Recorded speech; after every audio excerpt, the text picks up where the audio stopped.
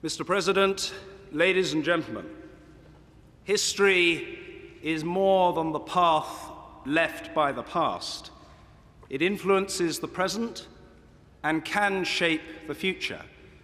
We meet today in Westminster Hall, a building begun 900 years ago when the Vikings were visiting the shores of what would become the United States, even if it was Columbus who would subsequently demonstrate the politician's art of arriving late but claiming all the credit. This hall has witnessed grim trials and the sentencing to death of a king, coronation banquets, ceremonial addresses, and the coffins of those receiving the last respects of our people. Few places reach so far into the heart of our nation. Yet, until today, no American president has stood on these steps to address our country's parliament. It is my honor, Mr. President, to welcome you as our friend and as a statesman.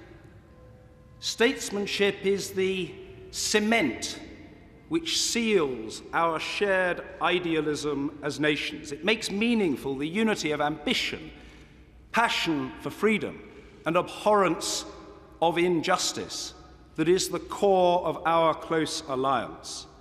It has fallen to you to tackle economic turbulence at home, to protect the health of those without wealth, and to seek that precious balance between security, which is too often threatened, and human rights, which are too often denied. History is not the burden of any one man or woman alone, but some are called to meet a special share of its challenges. It is a duty that you discharge with a dignity, determination, and distinction that are widely admired. Abraham Lincoln once observed that nearly all men can stand adversity, but if you want to test a man's character, give him power. Ladies and gentlemen, the President of the United States of America, Barack Obama.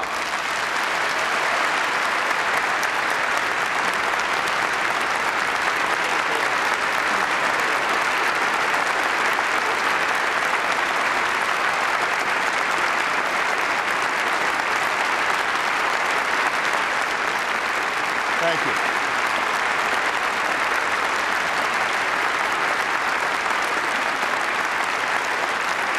Thank you very much. Thank you.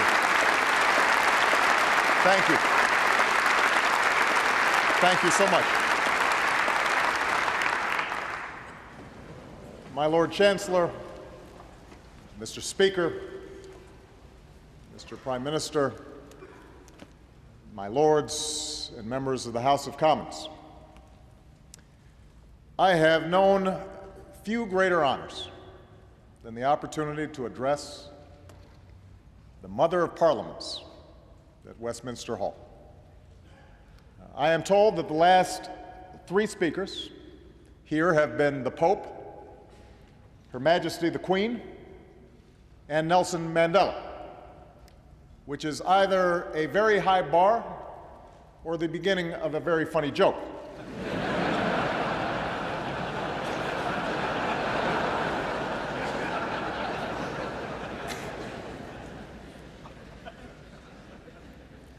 I've come here today to reaffirm one of the oldest, one of the strongest alliances the world has ever known. It's long been said that the United States and the United Kingdom share a special relationship. And since we also share an especially active press corps, that relationship is often analyzed and overanalyzed for the slightest hint of stress or strain. Of course, all relationships have their ups and downs. Admittedly, ours got off on the wrong foot with a small scrape about tea and taxes. There may also have been some hurt feelings when the White House was set on fire during the War of 1812. But fortunately, it's been smooth sailing ever since. And the reason for this close friendship doesn't just have to do with our shared history, our shared heritage, our ties of language and culture, or even the strong partnership between our governments. Our relationship is special because of the values and beliefs that have united our people through the ages. Centuries ago, when kings, emperors, and warlords reigned over much of the world, it was the English who first spelled out the rights and liberties of man in the Magna Carta. It was here, in this very hall, where the rule of law first developed, courts were established, disputes were settled, and citizens came to petition their leaders. Over time, the people of this nation waged a long and sometimes bloody struggle to expand and secure their freedom from the crown. And propelled by the ideals of the Enlightenment, they would ultimately forge an English Bill of Rights and invest the power to govern in an elected parliament that's gathered here today. What began on this island would inspire millions throughout the continent of Europe and across the world. But perhaps no one drew greater inspiration from these notions of freedom than your rabble-rousing colonists on the other side of the Atlantic. As Winston Churchill said, the Magna Carta, the Bill of Rights, habeas corpus, trial by jury, and English common law find their most famous expression in the American Declaration of Independence. For both of our nations, living up to the ideals enshrined in these founding documents has sometimes been difficult, has always been a work in progress. The path has never been perfect. But through the struggles of slaves and immigrants, women and ethnic minorities, former colonies and persecuted religions, we have learned better than most that the longing for freedom and human dignity is not English or American or Western. It is universal, and it beats in every heart. Perhaps that's why there are few nations that stand firmer, speak louder, and fight harder to defend democratic values around the world than the United States and the United Kingdom. We are the allies who landed at Omaha and Gold, who sacrificed side by side to free a continent from the march of tyranny and help prosperity flourish from the ruins of war. And with the founding of NATO, a British idea, we joined a transatlantic alliance that has ensured our security for over half a century. Together with our allies, we forged a lasting peace from a Cold War. When the Iron Curtain lifted, we expanded our alliance to include the nations of Central and Eastern Europe and built new bridges to Russia and the former states of the Soviet Union. And when there was strife in the Balkans, we worked together to keep the peace. Today, after a difficult decade that began with war and ended in recession, our nations have arrived at a pivotal moment once more. A global economy that once stood on the brink of depression is now stable and recovering. After years of conflict, the United States has removed 100,000 troops from Iraq. The United Kingdom has removed its forces, and our combat mission there has ended. In Afghanistan, we've broken the Taliban's momentum and will soon begin a transition to to Afghan lead. And nearly 10 years after 9/11, we have disrupted terrorist networks and dealt al-Qaeda a huge blow by killing its leader, Osama bin Laden. Together, we have met great challenges. But as we enter this new chapter in our shared history, profound challenges stretch out before us. In a world where the prosperity of all nations is now inextricably linked, a new era of cooperation is required to ensure the growth and stability of the global economy. As new threats spread across borders and oceans, we must dismantle terrorist networks and stop the spread of nuclear weapons, confront climate change, and combat famine and disease. And as a revolution races through the streets of the Middle East and North Africa, the entire world has a stake in the aspirations of a generation that longs to determine its own destiny. These challenges come at a time when the international order has already been reshaped for a new century. Countries like China, India, and Brazil are growing by leaps and bounds. We should welcome this development, for it has lifted hundreds of millions from poverty around the globe and created new markets and opportunities for our own nations. And yet, as this rapid change has taken place, it's become fashionable in some quarters to question whether the rise of these nations will accompany the decline of American and European influence around the world. Perhaps, the argument goes, these nations represent the future, and the time for our leadership has passed. That argument is wrong. The time for our leadership is now. It was the United States and the United Kingdom and our democratic allies that shaped a world in which new nations could emerge and individuals could thrive. And even as more nations take on the responsibilities of global leadership, our alliance will remain indispensable to the goal of a century that is more peaceful, more prosperous, and more just. At a time when threats and challenges require nations to work in concert with one another, we remain the greatest catalysts for global action.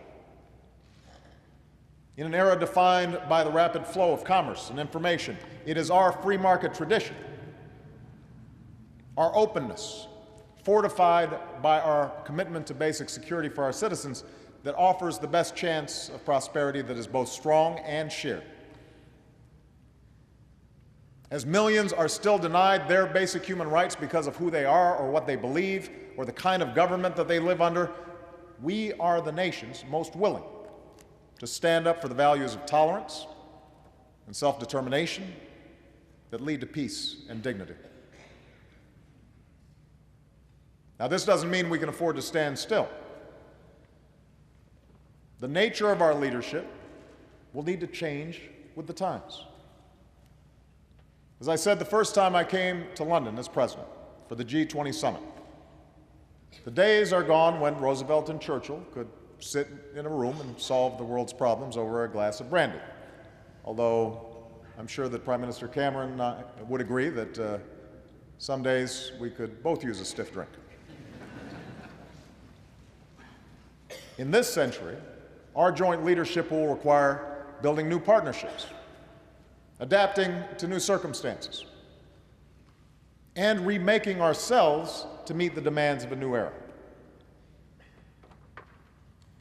That begins with our economic leadership. Adam Smith's central insight remains true today. There is no greater generator of wealth and innovation than a system of free enterprise that unleashes the full potential of individual men and women. That's what led to the Industrial Revolution that began in the factories of Manchester. That is what led to the dawn of the information age that arose from the office parks of Silicon Valley. That's why countries like China, India, and Brazil are growing so rapidly, because in fits and starts, they are moving toward market-based principles that the United States and the United Kingdom have always embraced. In other words, we live in a global economy that is largely of our own making. And today, the competition for the best jobs and industries favors countries that are free-thinking and forward-looking, countries with the most creative and innovative and entrepreneurial citizens. That gives nations like the United States and the United Kingdom an inherent advantage. For from Newton and Darwin to Edison and Einstein, from Alan Turing to Steve Jobs, we have led the world in our commitment to science and cutting-edge research, the discovery of new medicines and technologies. We educate our citizens and train our workers in the best colleges and universities on earth. But to maintain this advantage in a world that's more competitive than ever, we will have to redouble our investments in science and engineering and renew our national commitments to educating our workforces. We've also been reminded in the last few years that markets can sometimes fail. In the last century, both our nations put in place regulatory frameworks to deal with such market failures. Safeguards to protect the banking system after the Great Depression, for example. Regulations that were established to prevent the pollution of our air and our water during the 1970s. But in today's economy, such threats of market failure can no longer be contained within the borders of any one country. Market failures can go global and go viral and demand international responses. A financial crisis that began on Wall Street infected nearly every continent, which is why we must keep working through forums like the G20 to put in place global rules of the road to prevent future excesses and abuse. No country can hide from the dangers of carbon pollution, which is why we must build on what was achieved at Copenhagen and Cancun to leave our children a planet that is safer and cleaner. Moreover, even when the free market works as it should, both our countries recognize that no matter how responsibly we live in our lives, hard times or bad luck, a crippling illness or a layoff may strike any one of us. And so part of our common tradition has expressed itself in a conviction that every citizen deserves a basic measure of security. Health care if you get sick, unemployment insurance if you lose your job, a dignified retirement after a lifetime of hard work. That commitment to our citizens has also been the reason for our leadership in the world.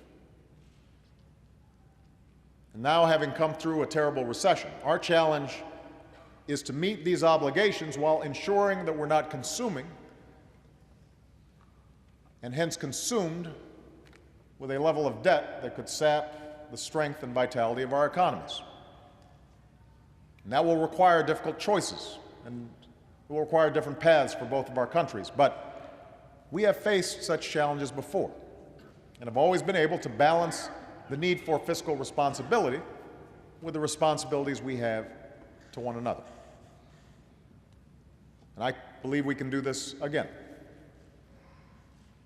As we do, the successes and failures of our own past can serve as an example for emerging economies. That it's possible to grow without polluting. That lasting prosperity comes not from what a nation consumes, but from what it produces and from the investments it makes in its people and its infrastructure. Now, just as we must lead on behalf of the prosperity of our citizens, so we must safeguard their security. Our two nations know what it is to confront evil in the world. Hitler's armies would not have stopped their killing had we not fought them on the beaches and on the landing grounds, in the fields and on the streets. We must never forget that there was nothing inevitable about our victory in that terrible war. It was won through the courage and character of our people. Precisely because we are willing to bear its burden, we know well the cost of war. And that is why we built an alliance that was strong enough to defend this continent while deterring our enemies. At its core, NATO is rooted in the simple concept of Article 5, that no NATO nation will have to fend on its own, that allies will stand by one another, always. And for 6 decades, NATO has been the most successful alliance in human history. Today, we confront a different enemy. Terrorists have taken the lives of our citizens in New York and in London. And while al-Qaeda seeks a religious war with the West, we must remember that they have killed thousands of Muslims, men, women, and children around the globe. Our nations are not and will never be at war with Islam. Our fight is focused on defeating al-Qaeda and its extremist allies. In that effort, we will not relent, as Osama bin Laden and his followers have learned. And as we fight an enemy that respects no law of war, we will continue to hold ourselves to a higher standard by living up to the values, the rule of law, and due process that we so ardently defend. For almost a decade, Afghanistan has been a central front of these efforts. Throughout those years, you, the British people, have been a stalwart ally, along with so many others who fight by our side. Together, let us pay tribute to all of our men and women who have served and sacrificed over the last several years. For they are part of an unbroken line of heroes who have borne the heaviest burden for the freedoms that we enjoy. Because of them, we have broken the Taliban's momentum. Because of them, we have built the capacity of Afghan security forces. And because of them, we are now preparing to turn a corner in Afghanistan by transitioning to Afghan lead. And during this transition, we will pursue a lasting peace with those who break free of al-Qaeda and respect the Afghan constitution and lay down arms. And we will ensure that Afghanistan is never a safe haven for terror, but is instead a country that is strong, sovereign, and able to stand on its own 2 feet. Indeed, our efforts in this young century have led us to a new concept for NATO that will give us the capabilities needed to meet new threats. Threats like terrorism and piracy, cyber attacks and ballistic missiles. But a revitalized NATO will continue to hew to that original vision of its founders, allowing us to rally collective action for the defense of our people, while building upon the broader belief of Roosevelt and Churchill that all nations have both rights and responsibilities, and all nations share a common interest in an international architecture that maintains the peace. We also share a common interest in stopping the spread of nuclear weapons. Across the globe, nations are locking down nuclear materials so they never fall into the wrong hands because of our leadership. From North Korea to Iran, we've sent a message that those who flaunt their obligations will face consequences, which is why America and the European Union just recently strengthened our sanctions on Iran, in large part because of the leadership of the United Kingdom and the United States. And while we hold others to account, we will meet our own obligations under the Non-Proliferation Treaty and strive for a world without nuclear weapons.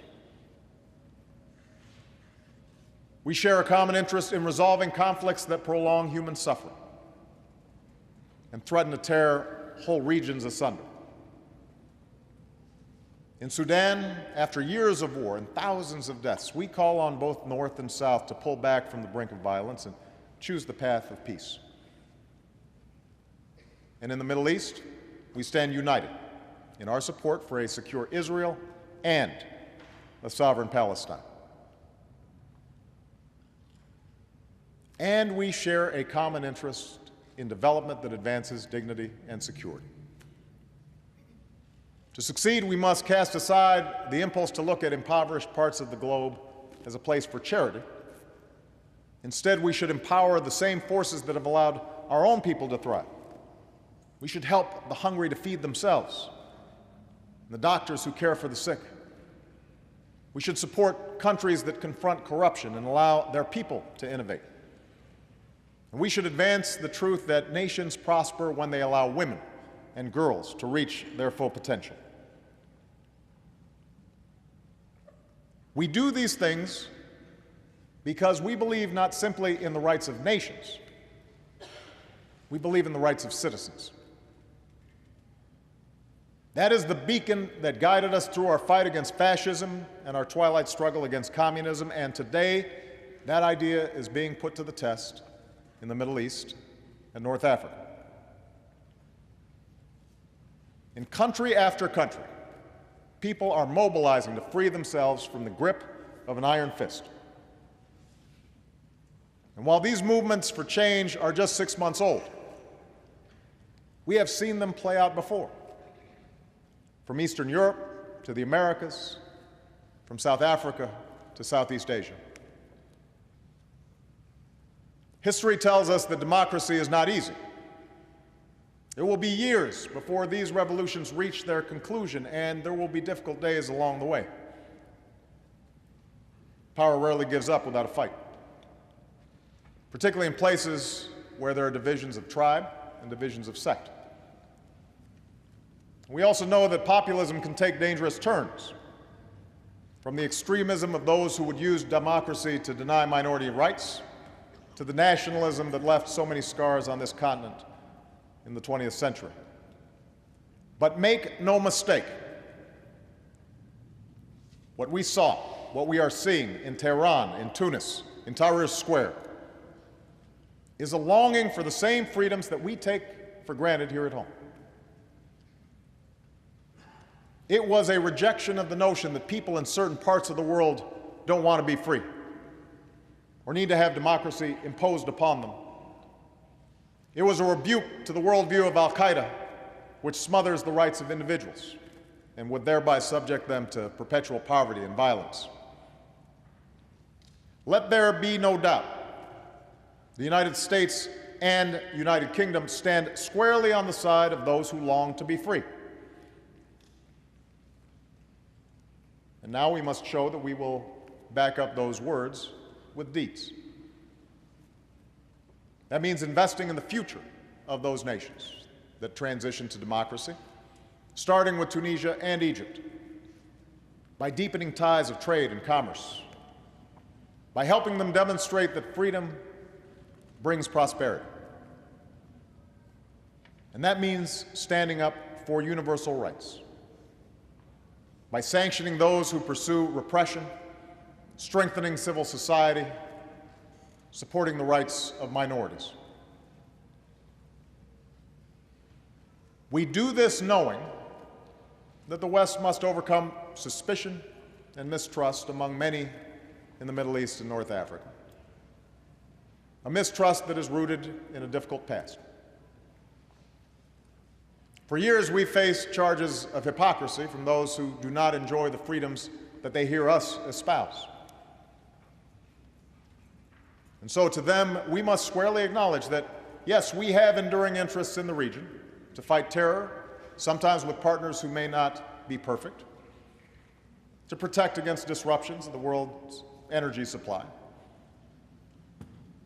But we must also insist that we reject as false the choice between our interests and our ideals, between stability and democracy. For our idealism is rooted in the realities of history, that repression offers only the false promise of stability, that societies are more successful when their citizens are free, and that democracies are the closest allies we have. It is that truth that guides our action in Libya. It would have been easy, at the outset of the crackdown in Libya, to say that none of this was our business, that a nation's sovereignty is more important than the slaughter of civilians within its borders. That argument carries weight with some. But we are different. We embrace a broader responsibility. And while we cannot stop every injustice, there are circumstances that cut through our caution. When a leader is threatening to massacre his people, and the international community is calling for action. That's why we stopped a massacre in Libya. And we will not relent until the people of Libya are protected and the shadow of tyranny is lifted. We will proceed with humility and the knowledge that we cannot dictate every outcome abroad. Ultimately, freedom must be won by the people themselves, not imposed from without. But we can and must stand with those who so struggle, because we have always believed that the future of our children and grandchildren will be better if other people's children and grandchildren are more prosperous and more free. From the beaches of Normandy to the Balkans to Benghazi. That is our interests and our ideals. And if we fail to meet that responsibility, who would take our place? And what kind of world would we pass on?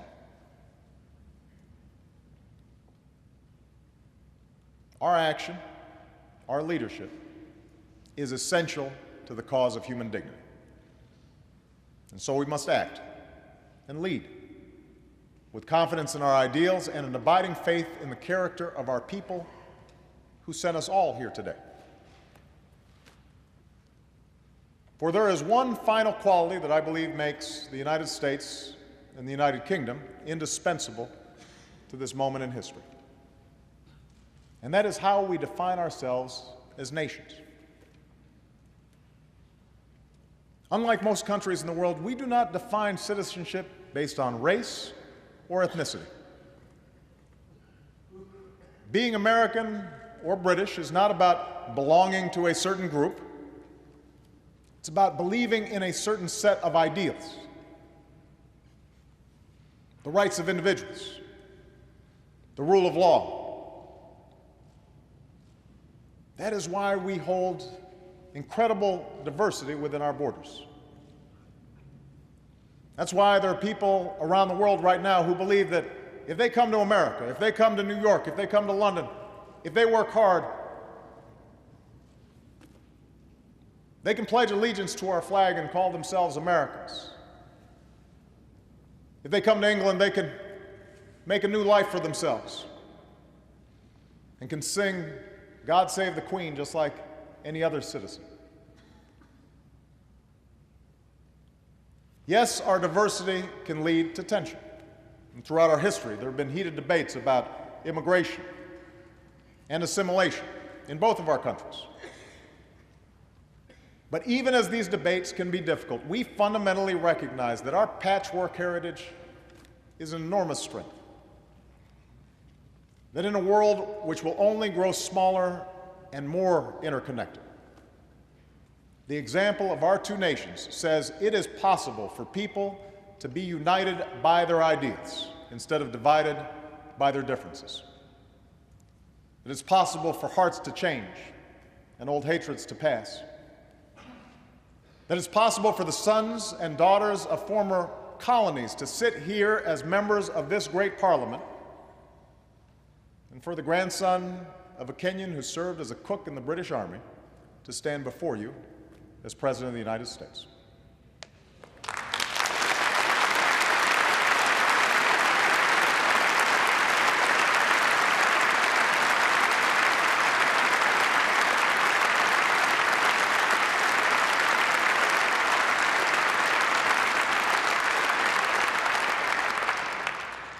That is what defines us.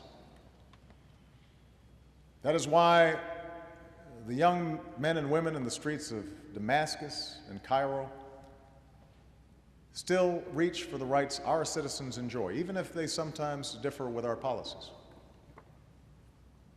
As two of the most powerful nations in the history of the world, we must always remember that the true source of our influence hasn't just been the size of our economies, or the reach of our militaries, or the land that we've claimed. It has been the values that we must never waver in defending around the world. The idea that all beings are endowed by our Creator with certain rights that cannot be denied. That is what forged our bond in the fire of war. A bond made manifest by the friendship between two of our greatest leaders. Churchill and Roosevelt had their differences. They were keen observers of each other's blind spots and shortcomings, if not always their own. And they were hard-headed about their ability to remake the world. But what joined the fates of these two men at that particular moment in history was not simply a shared interest in victory on the battlefield. It was a shared belief in the ultimate triumph of human freedom and human dignity. A conviction that we have a say in how this story ends. This conviction lives on in their people today. The challenges we face are great. The work before us is hard. But we have come through a difficult decade, and whenever the tests and trials ahead may seem too big or too many, let us turn to their example and the words that Churchill spoke on the day that Europe was freed. In the long years to come, not only will the people of this island, but the world, wherever the bird of freedom chirps in the human heart, look back to what we've done, and they will say, do not despair, do not yield, march straight forward. With courage and purpose, with humility and with hope, with faith in the promise of tomorrow, let us march straight forward, together, enduring allies, in the cause of a world that is more peaceful, more prosperous, and more just. Thank you very much.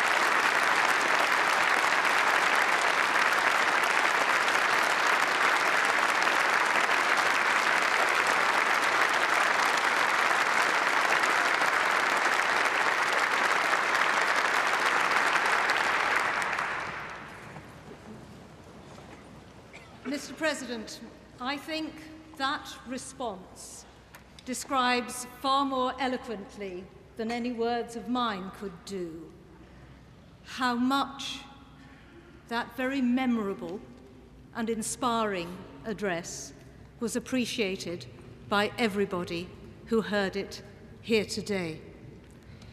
You spoke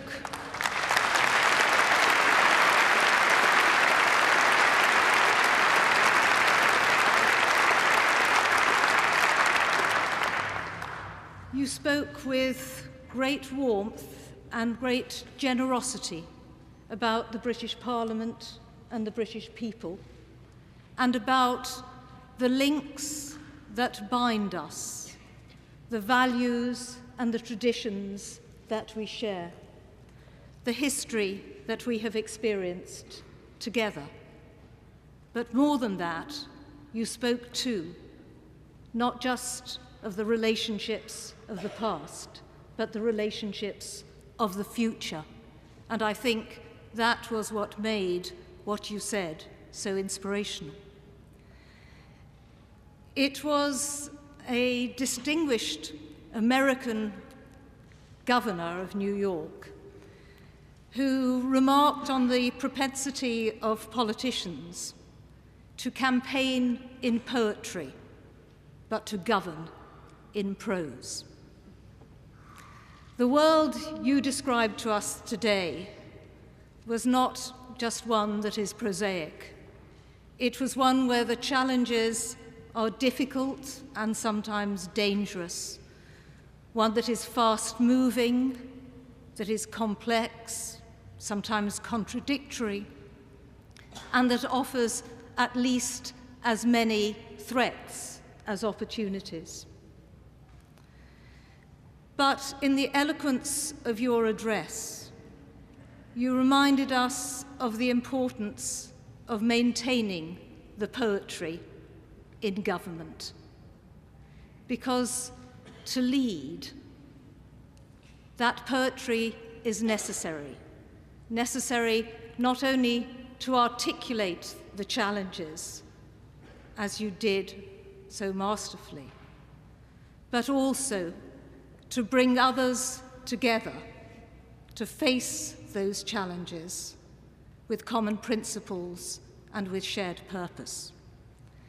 Mr. President, it has been a privilege for all of us to hear you speak today.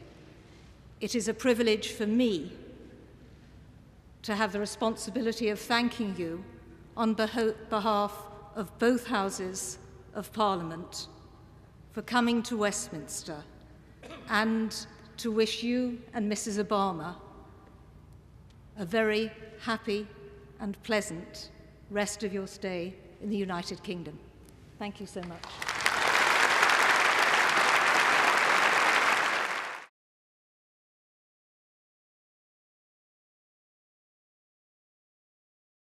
History is not the burden of any one man or woman alone, but some are called to meet a special share of its challenges. It is a duty that you discharge with a dignity, determination, and distinction that are widely admired.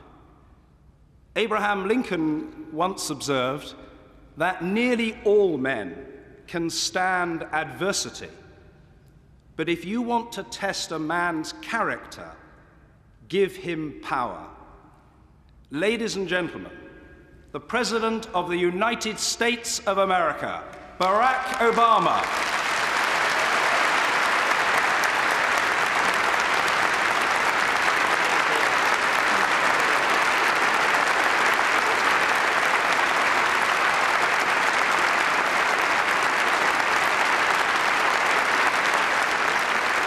Thank you. Today, no American president has stood on these steps to address our country's parliament. It is my honor, Mr. President, to welcome you as our friend and as a statesman. Statesmanship is the cement which seals our shared idealism as nations. It makes meaningful the unity of ambition, passion for freedom, and abhorrence of injustice that is the core of our close alliance. It has fallen to you to tackle economic turbulence at home, to protect the health of those without wealth, and to seek that precious balance between security, which is too often threatened, and human rights, which are too often denied.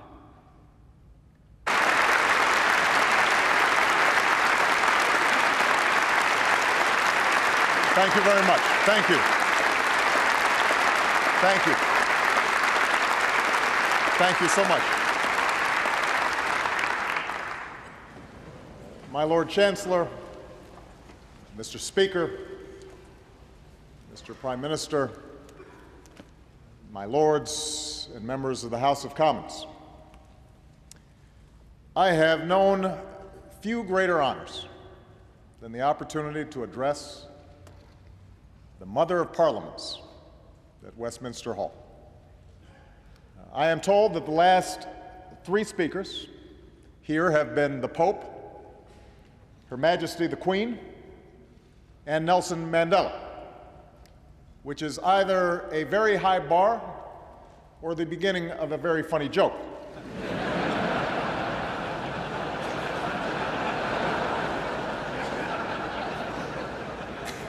Mr. President, ladies and gentlemen, history is more than the path left by the past. It influences the present and can shape the future.